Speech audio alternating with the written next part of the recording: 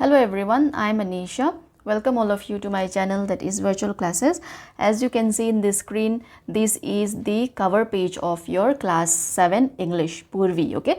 And in the market as of now only this book is available, and in the website also, in the official website of NCERT, other books are also not available. So I have bought this book and have make a PDF so that we can at least start the session, isn't it? We can at least start the chapters. So today in this video we are going to discuss the syllabus of this English, that what are you going to learn, okay, in your class 7 English. तो देखो, जैसे कि आप देख सकते हैं screen पर, ये है आपकी क्लास 7 की पूर्वी इंग्लिश की किताब, ठीक है, उसकी कवर है. और मार्केट में अभी ये सिर्फ इंग्लिश की ही बुक आई है, ठीक है. तो और ऑफिशियल वेबसाइट में भी कोई वहाँ पे बुक्स आए नहीं, तो हम डाउनलोड नहीं कर पा रहे. तो मैंने अभी के लिए क्या किया है, इसे PDF बना के, ठीक है, फ़ोटो क्लिक करके PDF बना के ताकि हम चैप्टर्स को स्टार्ट कर ले, ठीक है. तो आज इस वीडियो में हम क्या डिस्कस करेंगे, आपका सिलेबस, आप इंग्लिश में क्या क्या पढ़ने वाले हो, ठीक है. आपका कंटेंट जो है उसको हम अच्छे से यहाँ पे डिस्कस करेंगे ताकि आपको पता लगे कि हम क्या करने वाले हैं, ठीक है. तो ये आपकी इंग्लिश की बुक है, ओके. तो आपकी कंटेंट्स को हम डिस्कस करते हैं. So let us discuss your content. See, just like your class 6 text book, okay, here also you will have 5 units, alright, and in each unit there will be 3 chapter each, okay, 3 chapter each. So here the first unit is learning together, okay. The name of this unit is learning together, where the first chapter, okay, I'll just say this is the first chapter, second chapter and third chapter, okay, fourth chapter, fifth chapter, so that there will be no confusion, okay. So देखो, ये जो आपकी जैसे class 6 की book थी वैसे ही यहाँ पे भी 5 यूनिट है, ठीक है, इंग्लिश में भी. और यहाँ पे जो आपका पहला यूनिट है इसका नाम है लर्निंग टुगेदर, और इसमें सबसे पहला चैप्टर जो है the day the river spoke. अब देखो, इसमें भी जैसे हर यूनिट में 3-3 चैप्टर्स है, तो हम ऐसे 1 2 3 4 5 ऐसे कंटिन्यूसली हम इसको लगा के चलेंगे ताकि कोई कन्फ्यूज़न ना हो, ठीक है. बस मैं यूनिट मेंशन कर दूंगी और चैप्टर्स के नाम मेंशन कर दूंगी ताकि आपको कोई कन्फ्यूज़न ना हो. अब देखो, ये जो फर्स्ट यूनिट है इस पे जो फर्स्ट चैप्टर है यहाँ पे, the day the river spoke, ठीक है, इस पे हमें ये दर्शाया है कि हमें नेचर्स को भी लिसन करना चाहिए, ठीक है. नेचर के बाद हमें लिसन करना चाहिए, तो और उसके बाद हमें करेज मिलेगा. वैसे ही यहाँ पे एक लड़की है जानवी, उसको अपने फियर ओवरकम करने में, जैसे उसने नेचर को लिसन किया तो उसने अपने फियर को ओवरकम किया और करेज गैदर करके उसने क्या किया, उसने ये हिम्मत जताई कि वो स्कूल जा सके. तो जो डिटेल में हम इसको बाद में ही करेंगे, ठीक है, आपके जब हम चैप्टर्स करेंगे तो ये उस बारे में है, ठीक है. और see, the first chapter here, okay, the day the river spoke, this is all about how we should be connected with our nature, okay, how humans should be connected with the nature. And this story emphasized the importance of respecting and listening to nature, okay, where the river encouraged a girl called Janvi to overcome her fears and social barriers by boldly pursuing her desire for education. So it is all about that, and we are going to discuss it about in detail in your class, okay, when we start the class. And the second chapter here, it is a poem, okay, try again. This is a poem, and these inspire and it encourage the students to see challenges, okay, as the stepping stone towards success. तो ये तो दूसरा poem है, ठीक है, try again. इस poem के द्वारा हमें क्या सीखने को मिलेगा, हमें सीखने को मिलेगा कि जब तक हम चैलेंज को एक्सेप्ट नहीं करेंगे, चैलेंजेस जो हमारी लाइफ में आती है ना, उसको जब हम एक्सेप्ट नहीं करेंगे तब तक हमें सक्सेस नहीं मिलेगा. तो हमें चैलेंजेस को एक्सेप्ट करना चाहिए और हमें सक्सेस मिल जाएगा. तो उस बारे में है, ठीक है. और जो आपका थर्ड चैप्टर है यहाँ पे, 3 days to see, okay, so see this third chapter, which is 3 days to see, it presents a very touching narrative of a girl, okay, who cannot see, and that invites learner to appreciate their sense and value the beauty of the world around them. तो यहाँ पे एक लड़की है जो देख नहीं सकती, तो इसमें हमें क्या सिखाया गया है, जो सेंस को, ठीक है, हमारे सेंस को हमें वैल्यू करना चाहिए और हमें रेस्पेक्ट करना चाहिए सब लोगों की. तो उस बारे में है ये, ठीक है, जो यूनिट 1 पूरा उस बारे में है. तो आई होप आपको समझ आ गया है. आई होप आप you have understood what we are going to learn in your first unit, isn't it? So now second unit. So here the name of the second unit is wit and humor. See, this unit will be full of humor only, okay, where the first chapter here is, let us say this is the fourth chapter here, okay, according to this 1 2 3 4, all right, this 5 and this as 6, okay.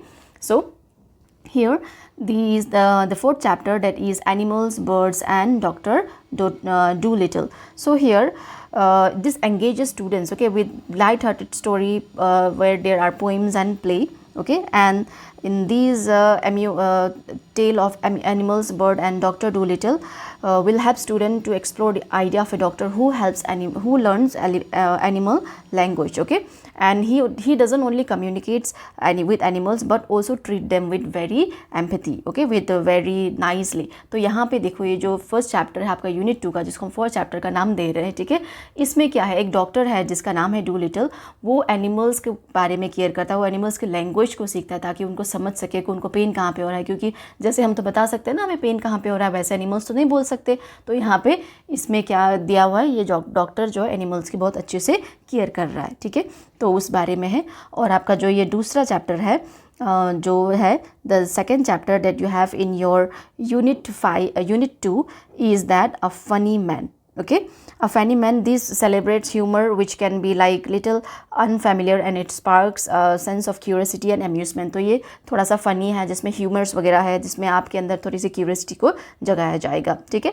और उसके बाद आपका जो third chapter है say the right thing. So here in this say the right thing it highlights the consequence of miscommunication, and it also says that this is a play, okay, which focuses on what is the right time to do, okay, and the right thing at the right time, and we must always listen very carefully to what others are saying and we must think before we speak. Okay, so यहाँ पे देखो ये जो sixth chapter है आपका unit 2 का, जो third chapter हम बोल सकते हैं, थर्ड पार्ट, ओके, तो इसमें क्या है, से द राइट थिंग, मतलब हमें हर चीज़ को सोच समझ के करना चाहिए और सही चीज़ को सही वक्त पर ही करना चाहिए। तो ये एक मिस कम्युनिकेशंस के बारे में एक प्ले है जहाँ पे हमें सिखाया जाता है कि हमें हमेशा दूसरों को भी अच्छे से सुनना चाहिए जो वो बोल रहे हैं, और हमेशा बोलने से पहले थोड़ा सा सोचना चाहिए, ठीक है, हम कुछ भी ऐसे नहीं बोल सकते, हमें थोड़ा सा सोच के हमें बोलना चाहिए। तो उस बारे में ये आपका दूसरा यूनिट है, ठीक है, जो ये से द राइट थिंग। तो आई होप आपको समझ आ गया है, I hope you are understanding it.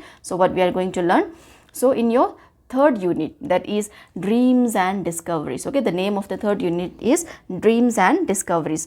So here in these dreams and discoveries, so let us give this chapter as 7, 8 and 9, okay, name of 7, 8 and 9.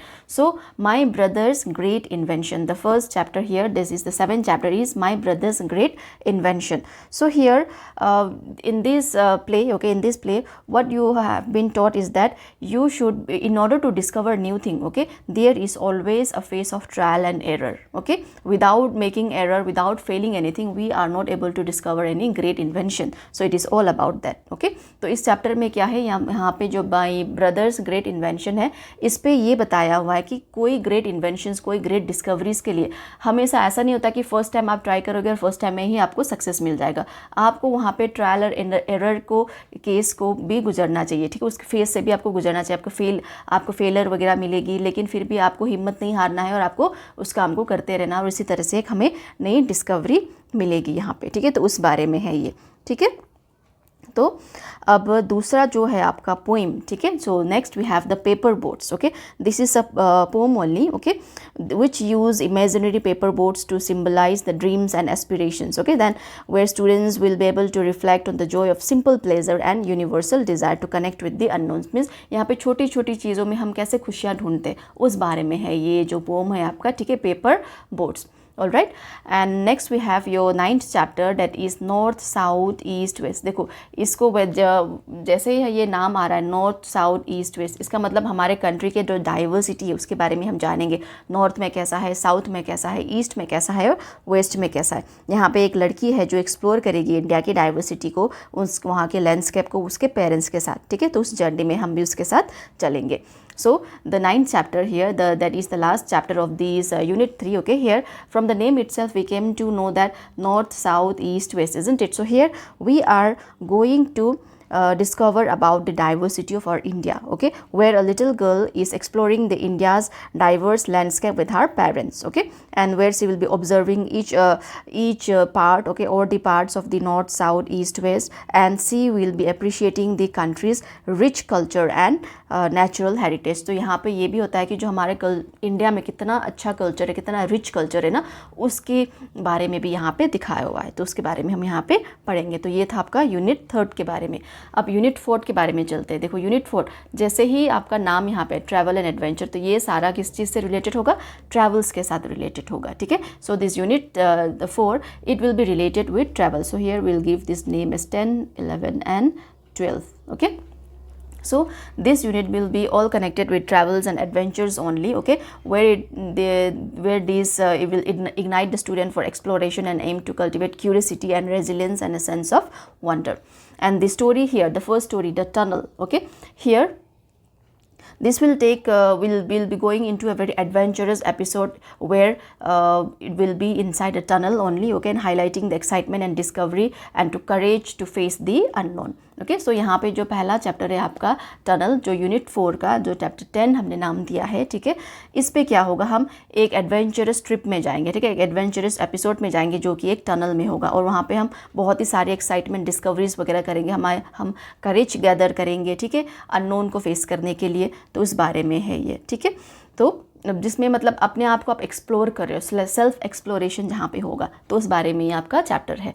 और दूसरा है आपका ट्रैवल, तो ये एक पोम है, ठीक है। तो इस पे क्या होगा, इस पे होगा कि एक डिज़ायर होगा आपके पास, एक स्ट्रॉन्ग डिज़ायर होगा, अननोन डिज़ायर, उसको आप फुलफ़िल करोगे ट्रैवल करके, okay. So in these poem travel, okay, it revolves around the theme of exploring the unknown and a strong desire to travel, all right, and where train is used as a symbol to embark to a new adventure with new people, means जब आप travel करोगे, आप new journey जाओगे, हम trains में जाएंगे, है कि नहीं, जो वहाँ पे आप नए नए लोगों से मिलोगे, नए नए एडवेंचर्स आपको देखने को मिलेगा, है कि नहीं, तो उस बारे में है ये चैप्टर, ठीक है।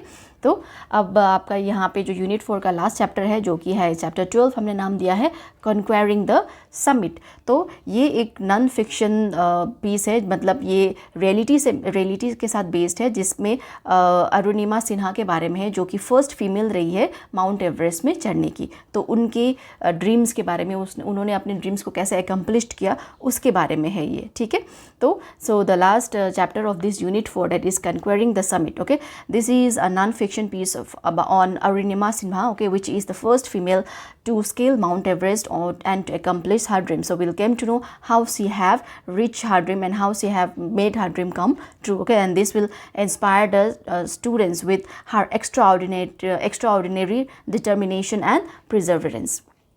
So it is all about travels and adventures. I hope you are excited, isn't it, to learn all this chapter with me. And yes, don't forget to like, share and subscribe my channel and share these content, share this syllabus of 2025, your new English syllabus, isn't it, with your friends as well. And don't forget to subscribe my channel and give a thumbs up to this button, okay. And now the last unit, so let us discuss the last unit here. So let us give this name as chapter 13, chapter 14 and chapter 15. That means all together we will be studying 15th chapter under 5 units, okay. So this is about brave heart, this is all about soldiers, the sacrifice which they have made, okay. So यहाँ पे जो brave heart जो unit 5 है आपका, ये सब soldiers के बारे में, उन्होंने कैसे सेक्रीफाइस किया उनके लाइफ को, हमारे लाइफ को ईजी बनाने के लिए, हमें प्रोटेक्ट करने के लिए, तो उस बारे में है ये पूरा यूनिट, ओके। तो सबसे पहले यहाँ पे आ जाता है the first chapter, the homage to our brave soldier. तो it is a tribute, okay, to the real heroes of our nation. तो ये एक ट्रिब्यूट होगा हमारे जो रियल हीरोज़ है हमारे नेशंस के, जिन्होंने अपनी जान को गंवाया है हमारे खातिर, है कि नहीं। तो यहाँ पे एक पेट्रियटिज़म का एक सेंस जगाया जाएगा हमारे अंदर, ठीक है। तो हमें मतलब देश को कैसे प्रेम करना चाहिए, क्यों प्रेम करना चाहिए, कि उन्होंने अपनी जान दी है इसको बचाने के लिए, है कि नहीं, और हमें प्रोटेक्ट करने के लिए, उसके बारे में यहाँ पे होगा। तो उसके बाद जो इसका सेकंड भाग है, जो सेकंड चैप्टर है, जो 14th चैप्टर हमने जिसको नाम दिया है, ठीक है, माई डियर सोल्जर। तो ये एक पोम है, ठीक है, ये एक पोम है जिसमें क्या दिखाया हुआ है कि हमारे जो सोल्जर्स है उन्होंने कैसे अपनी लाइफ को सेक्रीफाइस किया, कितनी कैसे कैसे कंडीशंस में, कितनी कठिनाइयों का सामना करके, ऐसे इजीली उनको मौत नहीं आई, ठीक है, बहुत ही ज़्यादा मतलब हार्ड कंडीशन में, हार्श कंडीशन में उन्होंने कैसे अपने देश को बचाया, अपने जान को गंवा के, उसके बारे में है, ठीक है। So this poem, the my dear soldier, okay, this is a very heartfelt acknowledgement of the courage, dedication and sacrifice of the soldiers, okay, who tirelessly defend the nation, often in harsh and unforgiving conditions. So this is all about that, okay. And the last chapter here, Rani Abakka, okay. So the last chapter here, Rani Abakka, it is a story, okay, it is a story of Rani Abakka. It is a tale, okay, of a fearless queen who defend the Portuguese colonial power with her resilience and military acumen. So जो आपका ये जो last chapter है रानी abaca, ठीक है, इस पे आप क्या पढ़ोगे, इस पे क्वीन है, ये जो रानी है, देखो रानी का नाम से हमें पता लग रहा है ना, ये रानी है, क्वीन है, ठीक है। तो इसने अपने कंट्री को कैसे बचाया पोर्टुगीज़ सोल्जर से अपने मिलिट्री पावर के साथ, तो उसके बारे में हम यहाँ पे जानेंगे, ठीक है। तो ये जो जो आपका 5th यूनिट है ये सारा सोल्जर्स में है, उन्होंने क्यों कैसे अपनी जान को गंवाया अपने देश को बचाने के लिए, तो इसलिए हमारे अंदर क्या एक जगह गई है, एक सेंस ऑफ पेट्रियटिज्म, ओके। तो ये था आपका कंटेंट आपका चैप्टर क्लास 7 का। तो आई होप आपको समझ आया और हमें मज़ा भी आएगा ये सब कुछ करने में, है कि नहीं। तो अब मैं दूसरा वीडियो जल्दी ही लेके आऊँगी आपके फर्स्ट चैप्टर के साथ, ठीक है, जो आपका यूनिट 1 का जो फर्स्ट चैप्टर है उसके साथ हम आपका फर्स्ट वीडियो हम लेके आएंगे, the day the river spoke. तो yes, don't forget to, again I'm requesting all of you to please subscribe my channel, share this channel with your friends so that it will benefit to many of the students, okay. And as this is a new syllabus and the books are not available yet, okay, other subjects books are not available for class 7. As soon as the subjects are available, as soon as the science and social science will be available, I'll bring those videos as well, okay. So for today we'll end up here, we'll wind up our syllabus session here, and I hope that you have understood what we are going to study in your English class 7. So all of you have a very nice day ahead. Bye.